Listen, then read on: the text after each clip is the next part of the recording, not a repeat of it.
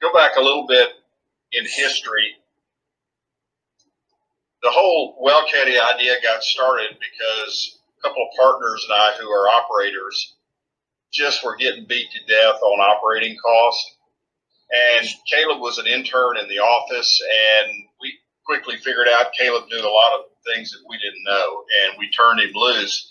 And it's this whole idea of informed decision making. Most of the time, we just guess, and that's where well caddy developed the thought to go from guessing to knowing. When you guess, it usually doesn't turn out very good. So I'm going to give you a really quick rundown on a value proposition. These are not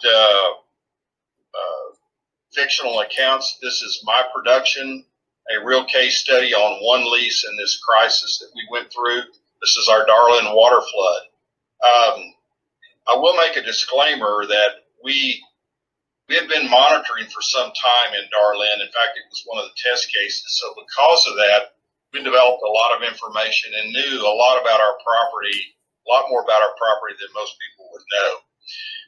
It's a water flood in eastern Oklahoma in Creek County. It's about 2,000 feet, and it covers about 400 acres.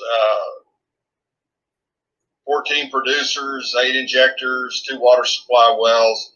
So, do the quick math. At $1,000 a well, you're talking about maybe $24,000 a month general operating costs. We do a little bit better than that. Our operation costs in 2019 range from $15,000 to $20,000 a month, and that's us staying on top of it pretty well, but running a full-scale operation. We started scaling some things back in January, and so our first quarter cost averaged about $12,500. And then I'm going to show you these slides. You don't have to really commit them to memory, but so in January it was $11,000. Lower right-hand corner about $11,000. These are real joint interest billings. February was a little more, $15,000, and then March things started hitting. We started cutting back. It was about $11,000, but remember, the oil price came in early March, so, we had to adapt pretty quickly. So in April, we just ran these numbers, got them back, $8,700 a month, okay? And so what that represents is us knowing what was going on in our field, having a plan together, talking to our people, and making the cuts necessary to stay profitable. So here's where all that works out.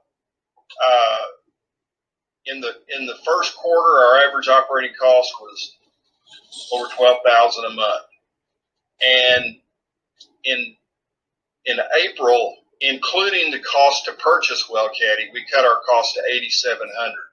So our first month savings, right down in the lower right hand corner, $3,700. So we paid $2,300 for all the well caddy equipment. We saved $3,700 in the first month. I saved the money before I got the bill from well caddy. In my subsequent months, my average savings is going to be around $6,000 a month. Now, that's the value proposition, guys. So here's the real question. How long would it have taken under normal operating conditions to figure out that you were losing that kind of money? The first thing you got to do is recognize it. Usually that doesn't come until you get your check in the mail and you realize you're really in trouble. By then, too much time has passed. And then even then, you have to start backtracking and figuring out what you can cut. In this case, we knew intuitively what action we had to take based on the oil price. So my answer to that question, it would take a minimum of 3 months. Multiply that by 6,000. That's an $18,000 saving that we will not experience that cost into the future. So when people say, "Oh, I can't afford it," or "I can't do anything," we have a real simple solution. We want to provide data to operators to make really informed, real-time decisions, and then people can take that information, decide what they're going to cut, what changes they need to make, and as we said before, go from guessing to knowing. So 2 quotes, one by me, but first one by Andrew Carnegie. A man that does not know his cost of production is going out of business. And he said that about U.S. Steel. I think the same is true in the oil business. We've always said in the coming future, and this was before the pandemic, there'll only be two types of oil companies in the future. One is a company that measures and monitors, and the other company's in receivership. So I just wanted to show you how on the oil and gas side of our company, we've used WellCaddy in a very quick, efficient manner to make some decisions and make the cuts that are necessary to keep going.